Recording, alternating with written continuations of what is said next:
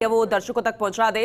प्रदेश भर के चिकित्सा संस्थानों में आज मॉक ड्रिल की जाएगी। चीन में फैले श्वसन रोग को देखते हुए चिकित्सा विभाग की तैयारियों को देखते हुए ये मॉक ड्रिल करना बेहद जरूरी भी है, क्योंकि आपात स्थिति से निपटने के लिए सिस्टम की तैयारियों की मॉक ड्रिल है। इस मॉक ड्रिल के दौरान बेड, जांच, दवा, एम्बुलेंस, मानव संसाधन, आवश्यक उपकरणों आदि की मॉनिटरिंग पर फोकस रहेगा।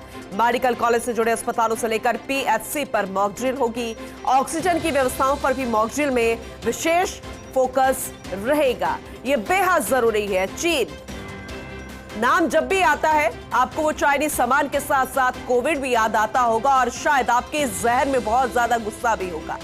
लेकिन अब एक और श्वसन रोग जो कि वहां पर बच्चों में फैल रहा है और इसे लेकर एडवाइजरी जारी कर दी गई है। लोगों के जहन में डर है देश में अब ये ना फैले, इसीलिए पहले ही व्यवस्थाओं को संभालना होगा कि हम कितने तैयार हैं।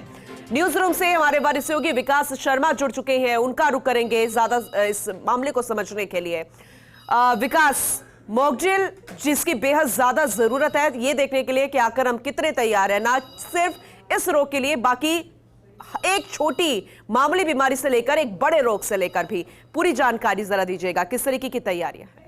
देखिए, बिल्कुल जिस तरह से चाइना के अंदर इस वक्त एकदम से केस बढ़े हैं और उन केस में सबसे ज़्यादा जो दिक्कत आई है बच्चों में निमोनिया का केस बढ़े हैं और निमोनिया भी अलग तरह का निमोनिया है। इसको देख करके पूरे देश भर में अलर्ट है। केंद्र सरकार भी इस पूरे मामले पर नज़र बनाए हुए है और उसने सभी राज्यों को अलर्ट जारी करते हुए एक गाइडलाइन जारी की है कि सभी राज्य अपने अपने संसाधनों को एक बार व्यवस्थित कर लें, उनको उनका ये देख लें कि वो कितना काम कर रहे हैं नहीं कर रहे हैं, कुछ ज़रूरत संसाधन है उनको अपग्रेडेशन कर लें। तो इसी बात को लेकर राजस्थान में भी चिकित्सा महकमा पूरी तरह से एग्रेसिव मोड में है।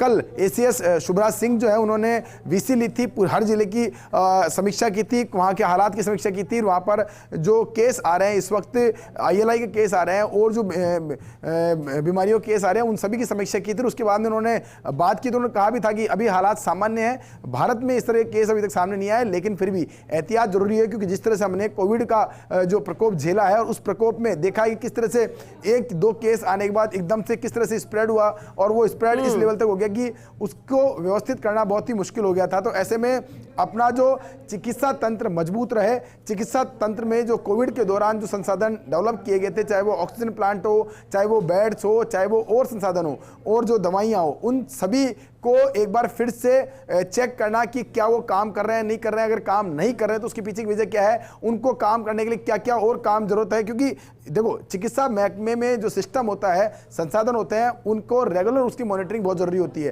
तो रेगुलर मॉनिटरिंग वैसे तो स्थानीय स्तर पर होती है, लेकिन फिर भी जिला स्तर पर जब जो कह सकते हैं एक पूरा एक्शन प्लान बनाया जाता है तो हमको ये पता होना चाहिए कि हमारे पास क्या क्या संसाधन मौजूद है और किन किन संसाधनों की आवश्यकता हो सकती है। तो इसीलिए ये पूरी मॉक ड्रिल की जा रही है ताकि पूरे राजस्थान का एक डेटा निकल के सामने आ सके कि क्या क्या संसाधन हमारे पास मौजूद है और उन संसाधनों में से किन किन संसाधनों को हमको और अपग्रेड करने की जरूरत है। तो ये मॉक ड्रिल आज कुछ ही देर में अस्पतालों में शुरू होगी।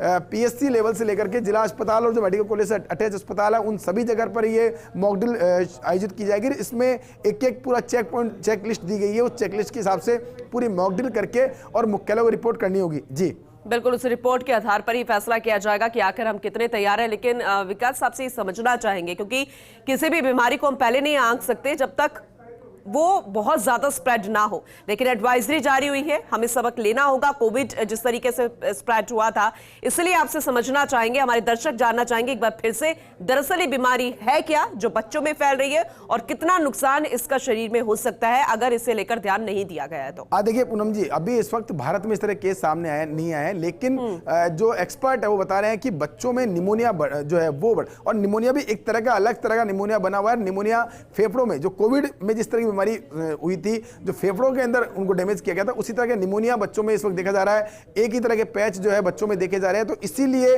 ये अलर्ट, क्योंकि एकदम से केस वहां बढ़े हुए हैं और इतने केस बढ़ गए कि ओपीडी आईपीडी में वहां पर अस्पतालों में 700 से 800 केस रोजाना के प्रतिदिन रजिस्टर्ड किए जा रहे हैं। तो इसीलिए चिंता का विषय है, क्योंकि इस तरह की बीमारी जब होती है तो उसको स्प्रेड होने में देरी नहीं लगती और संक्रमक बीमारी आपस में एक दूसरे से फैलती है। तो इसलिए चिंता वाली बात है और इसीलिए केंद्र सरकार ने गाइडलाइन जारी की और साथ में ये सभी राज्यों को मैसेज किया है कि सभी राज्य जो है अपनी अपनी व्यवस्था रखे, अपनी अपनी तैयारियां रखे और उनका पूरी मॉनिटरिंग जो है जिला स्तर से लेकर के राज्य स्तर पर की जाए। जी चलिए ठीक है, बहुत शुक्रिया विकास इस जानकारी के लिए। आगे भी आपसे अपडेट लेते रहेंगे जब मॉक ड्रिल हो जाएगी, और जानने के लिए कि आखिर रिपोर्ट में क्या कुछ निकल कर आया। फिलहाल आपका बहुत धन्यवाद।